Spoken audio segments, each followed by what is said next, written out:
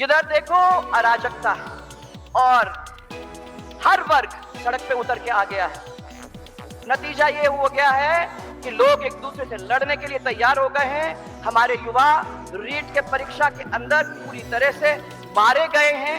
आज ना उनका पैसा उनको वापस दिया गया है और ना कोई उनको नतीजा आया है। ये तो बच्चों की हालत है। भरतपुर में जेपी नड्डा आए थे। मंच पर महारानी को भी बोलने का मौका मिला और जब महारानी ने बोलना शुरू किया तो उनके निशाने पर अशोक गहलोत ही रहे। पिछले दिनों सचिन पायलट ने वसुंधरा पर अशोक गहलोत से जो मिली भगत के आरोप लगाए थे, शायद वो दाग महारानी पूरी तरह से धो देना चाहती हैं।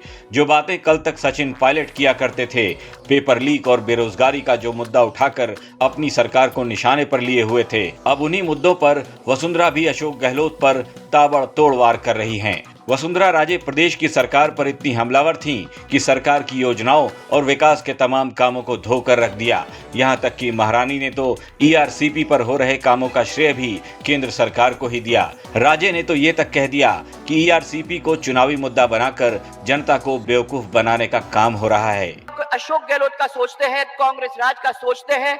जब वो सब आपके बीच में जाके कहते हैं कि हमने इतने बड़े बड़े काम आपको करके दिखाए, तो आप एक दफा अपने खुद के गिरेबान में झांको। अपने भारतीय जनता पार्टी ने क्या क्या काम किया है वो भी याद अपनी जनता को दिलाने का आप काम करें। उसमें महिलाओं को भामाशाह योजना के द्वारा सशक्त करने का काम किया था। ये दुनिया के अंदर सबसे बड़ी स्कीम थी उस समय।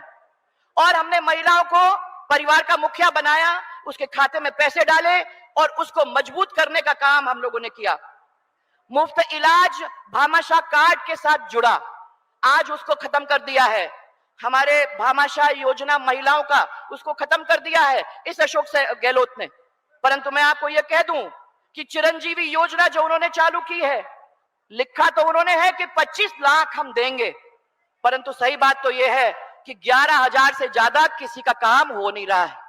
किसी को नहीं मिल रहा है 11,000 से ज्यादा।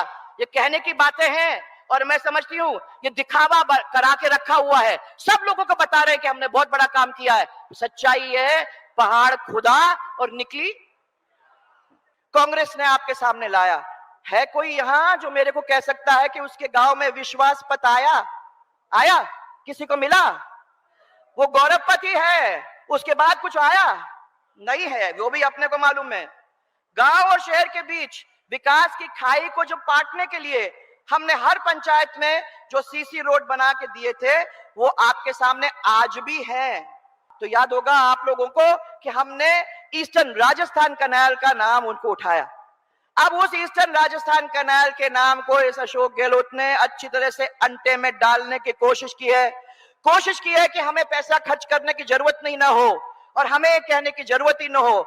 जब भी आपके बीच में आते हैं तो ईस्टर्न राजस्थान कैनाल याद आ जाती है।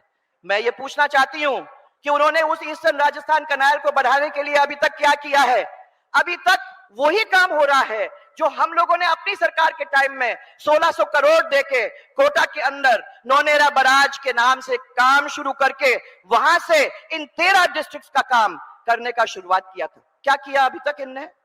बात के सिवाय हमको और कुछ देखने को नहीं मिला है। जेपी नड्डा के सामने वसुंधरा राजे इतनी एक्टिव नजर आ रही थीं, मानो बीजेपी ने सीएम फेस के लिए इस बार भी महारानी के नाम की घोषणा कर दी हो। वैसे 4.5 साल तक चुप रहने वाली महारानी अब फुल फॉर्म में आ चुकी हैं। पार्टी में अपने विरोधियों के साथ मंच भी साझा कर रही हैं और आलाकमान को ये भरोसा दिलवा रही हैं कि राजस्थान में अगर बीजेपी की सरकार आई तो कमान फिर से महारानी ही संभालेंगी।